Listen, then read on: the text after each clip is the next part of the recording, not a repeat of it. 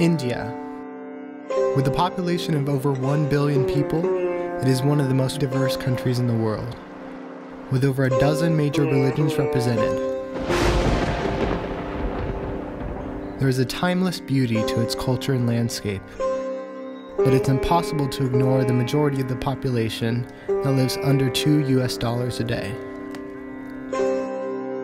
For 3 weeks every May, George Fox University sends hundreds of students to experience culture around the world through their Juniors Abroad program. Each student is required a semester of education before departure in May. This is our journey to India. As any experienced traveler can tell you, half the journey is simply getting there.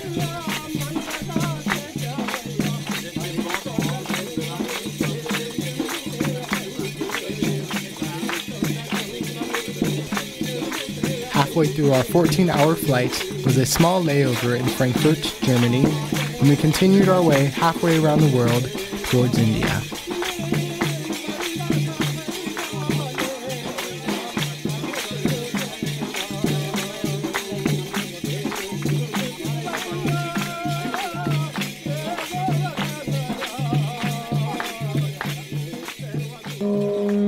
Even with a group of experienced travelers, India proved to be a harsh contrast to Newberg, Oregon.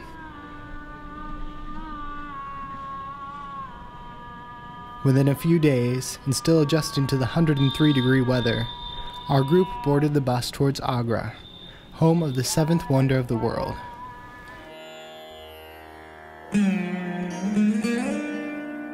Built in the 17th century by the Mughal Emperor Shah Jahan, the Crown Palace was built to commemorate his beloved wife, Mumtaz Mahal.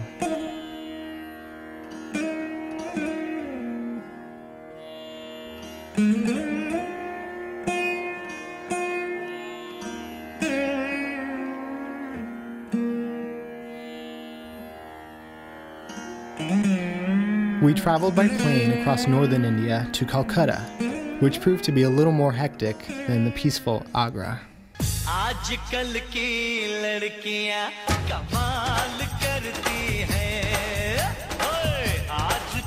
It seems everything in India has a degree of danger to it, which includes crossing the street.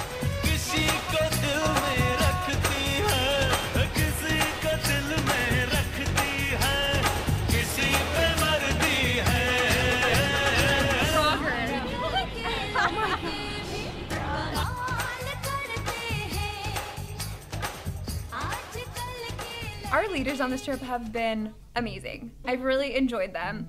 It's been fun kind of joking around with Charles because he's sort of like our diva professor. On the airplane just now, he came up to tell me that he washed his hair in the airplane bathroom. So I haven't washed my hair in like 3 days, but Charles did.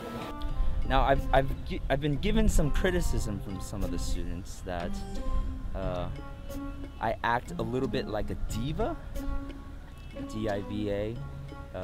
My understanding of the word means someone who gets what they want, someone who has a certain way of doing things and demands that those things occur. And to my defense, if there wasn't a diva on this trip, none of this would have worked.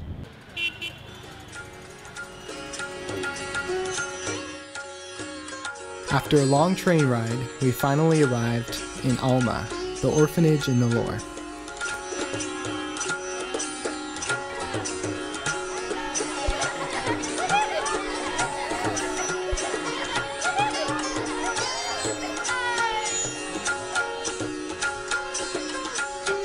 We were settled for now, but you learn very quickly that you never know what you're going to expect from India.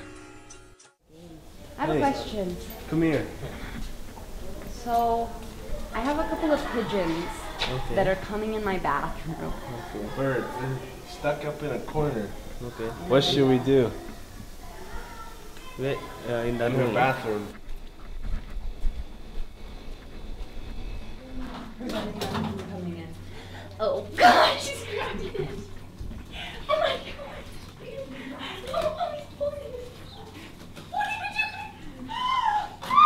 Oh my gosh! You're nuts. What are you doing? Stop it.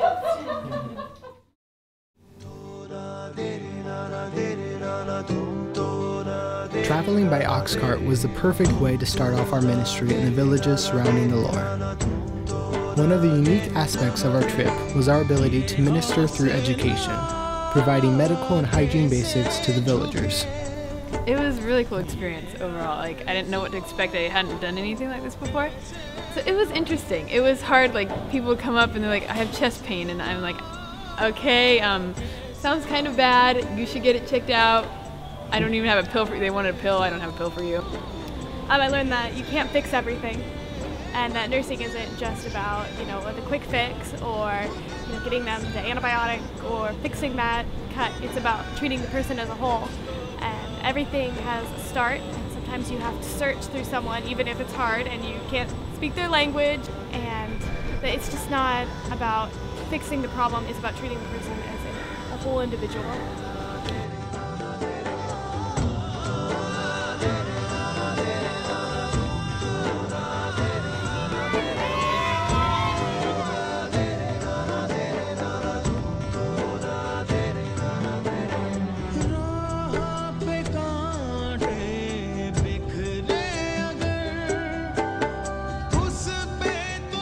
By far the best thing was working with the kids, getting to paint their nails and have them, just simple things of serving each other. That was probably the highlight, just knowing that we got to give them a blessing that they will probably never ever get again.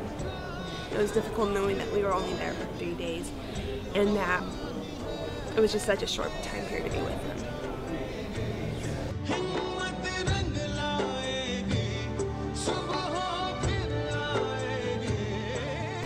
Ministry can take on a lot of different forms. It can be preaching, it can be serving people by painting their nails in a village or leading songs with kids.